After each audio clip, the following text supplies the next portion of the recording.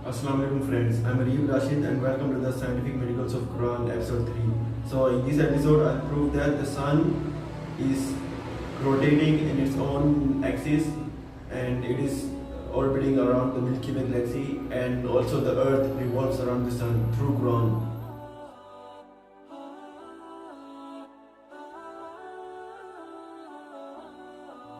So let's begin. In Surah Anbiya, chapter number 21, verse number 33, which says, وَهُوَ الَّذِي خَلَقَ اللَّيْلَ وَالنَّهَارَ وَالشَّمْسَ وَالْقَمَرَ كُلٌّ فِي فَلْكٍ يَسْبَحُونَ. Let me translate it. And He is the one who created the night and the day, and the sun and the moon, each one floating in its own orbit. So this is basically about the heliocentric theory.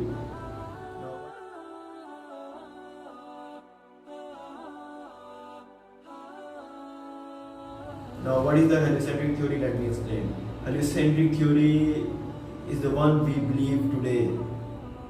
The heliocentric theory, in short, it means that the sun is in the center of the solar system, and Earth, Earth, and every other planets, all the seven planets and the Earth, including Earth, it revolves around the sun. This is the heliocentric theory.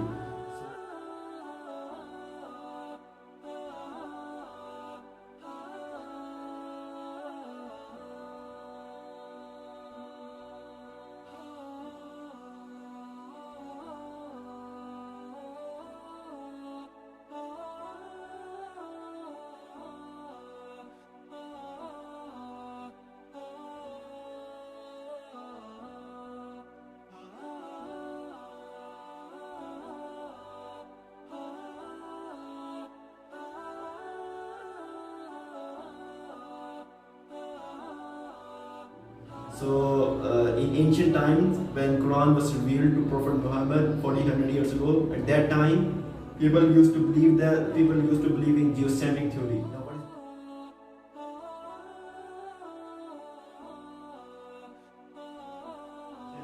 Now what is geocentric theory? Geocentric theory is that people believe that the Earth is in the center of the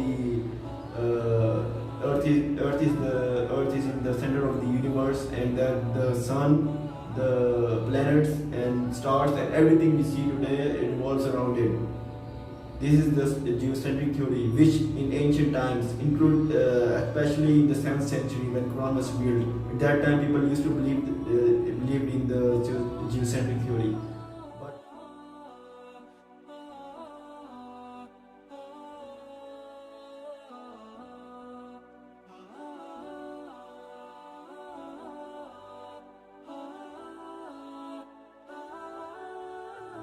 But how can a human say at that time, when everyone believed in the geocentric theory, how can a human say at that time, how can a human say about the heliocentric theory in the 7th century, when itself was discovered by the Nicholas Copernicus in 1515?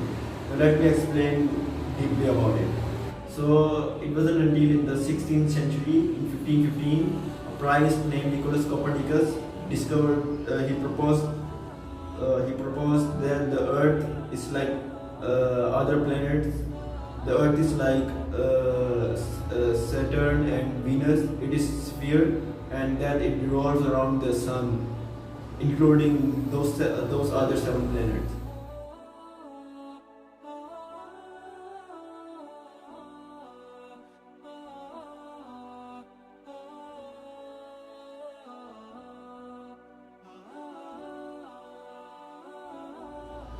But because he was afraid of criticism, some scholars at that time think that the Copernicus was more concerned about his scientific shortcomings of his theories rather than he was about the church's disapproval. So he did not publish his theory until 1543.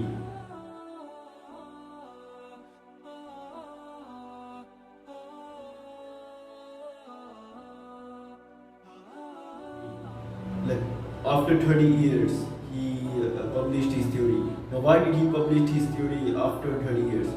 Like I said just now, he was afraid of criticism.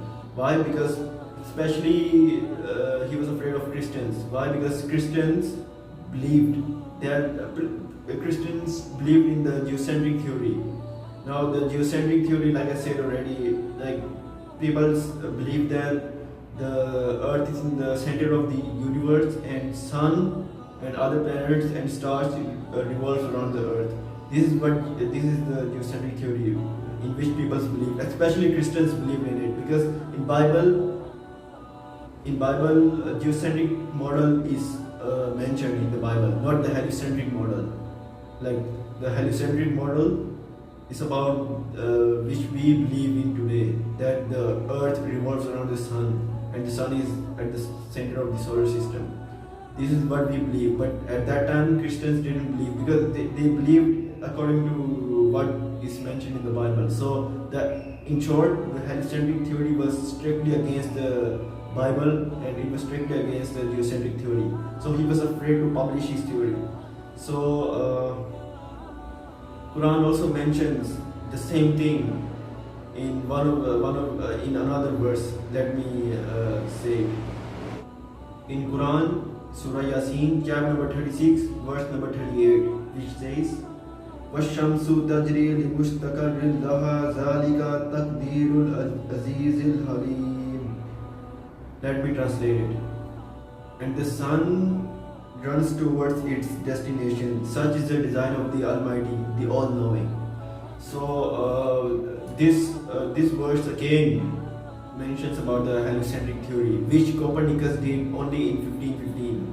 He discovered in the 16th century in 1515. But how can a human say 1400 years ago, a millennium before Copernicus proposed this idea? How can a human say a millennium before, especially in the 7th century when everyone believed in the geocentric theory? At that time, how can a human mention heliocentric theory? How can a human say 1400 years ago, when people believe that the earth is flat, when people believe that the sun revolves around the earth, stars revolves around the earth, every planet revolves around the earth. At that time, that's what the people believe. But how? That's the question. How can a human say 1400 years ago, way before Nicholas Copernicus was born, a millennium before? Again, there's a millennium gap. Like I said in my last episode, why is there a millennium gap between Quran and the scientists discovering something? Why is there always a millennium gap? There's a millennium gap. It proves that the Quran is the word of God. That's why there is a millennium gap, because Nicholas Copernicus only discovered this theory, the heliocentric theory, 400 to 500 years ago. But Quran is mentioning this same thing 1400 years ago. So 1400 years ago, how can a human say in the desert of Arabia about this? Like, isn't it mind blowing? How can a human say 1400 years ago in the desert of Arabia, and there was no sign of science? I mean, there was science, but it wasn't a science like this. It was a science of geocentric theory. They believed in geocentric theory, not heliocentric theory. So how can a human say 1400 years ago in the desert of Arabia this same thing? Isn't it a proof that isn't this proof that the God's existence? Doesn't it prove that God exists? Of course it does. How can a human say 1400 years ago? That's already one of the scientific miracles of God. It is already proved. Of course, Nicholas Copernicus proved it in 1515, the heliocentric model, which Quran mentions 1400 years ago. So there's also another. So let me explain about deeply about what Nicholas Copernicus did. Let me continue his story. After, in 1543, Nicholas Copernicus detailed the radical theory of the universe in which Earth, along with other planets, revolve around the Sun. So his theory took more than 100 years to be widely accepted. 100 years.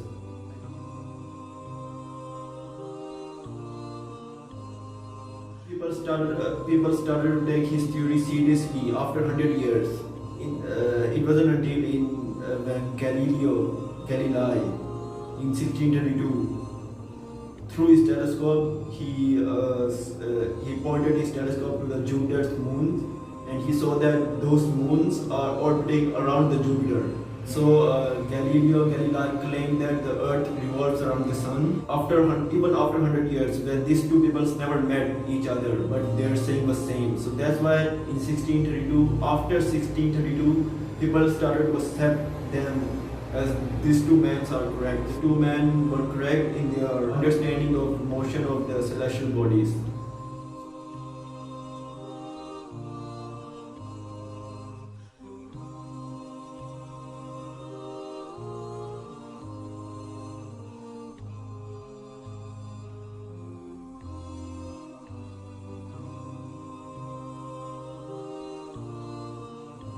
So Quran also mentions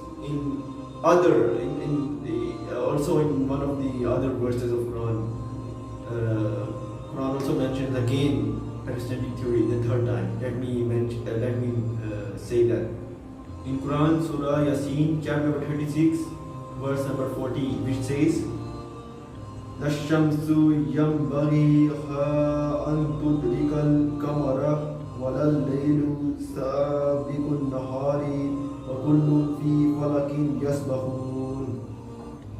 Let me translate it. The sun is never to catch up with the moon. The night and the day never deviate. Each of them is floating in its own orbit. So again, the third time Quran mentions the heliocentric theory. Not only one time, not only two times, the Quran mentions 3 times about the heliocentric theory. Now, Quran is confirming 3 times already. Then how? There's no doubt that Quran is the word of God now. At least you should understand that even millennium before, Quran is confirming not only one time, not only 2 times. Quran is confirming 3 times more than a millennium before that about the heliocentric theory. And I also I already tell you about what is heliocentric theory. And before Copernicus was born, before Nicholas Copernicus discovered this theory, people believed in geocentric theory. So now how can especially in that 7th century, 1400 years ago, in the desert of Arabia, every people believed in the geocentric theory, not in heliocentric theory. So how can a human say in the 7th century, in the desert of Arabia, that about the heliocentric theory? Of course, a human cannot say. That's my question to the atheist and the one who criticizes Quran. That's my question.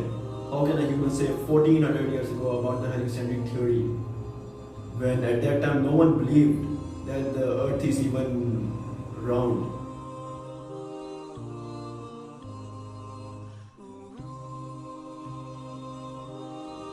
Then how come at that time can people say that not only the earth is round, but it is also revolving around the sun?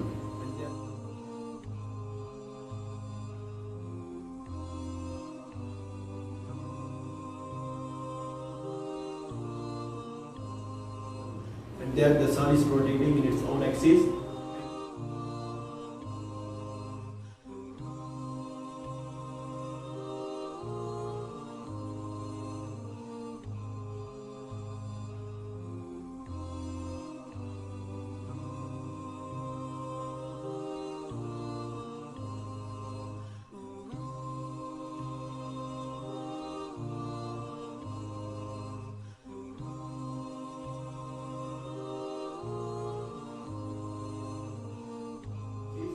And the sun is circling around the Milky Way, orbiting around the Milky Way.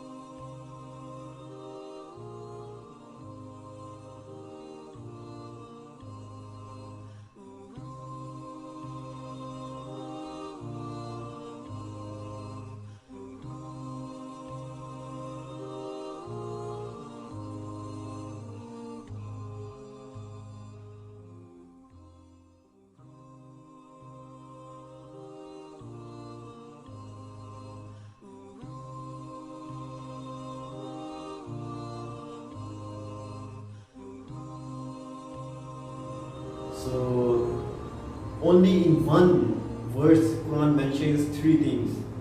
The first thing is that the earth is revolving around the sun. The second thing is that the sun is rotating in its own axis. And the third thing is that the sun not only is rotating in its own axis, but it is also orbiting around the Milky Way Galaxy. Now, how can a human say about the galaxy? Right? Like, even the galaxies were at least discovered in 1923, which I already explained in my first episode. I mean, in 1924, the Edwin Hubble discovered in 1924 about he discovered the galaxies in 1924. So how can I even say 1400 years ago that the sun is revolving in the Milky Way Galaxy? In 230 million years, it completes one orbit around the Milky Way Galaxy.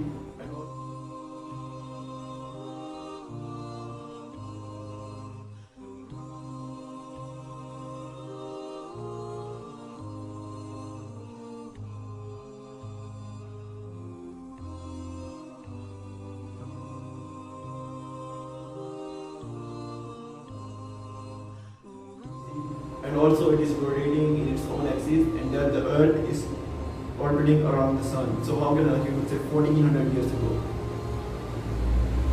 A human cannot say that, because like it is clearly it proves that the Quran is the word of God. It proves that this is already scientifically proven. Now I have already scientifically proved that the Quran mentions the heliocentric theory 1400 years ago. I proved that Quran, I'd rather say that the Quran is the founder of this heliocentric theory than Nicholas Copernicus. Of course, God is the creator of everything.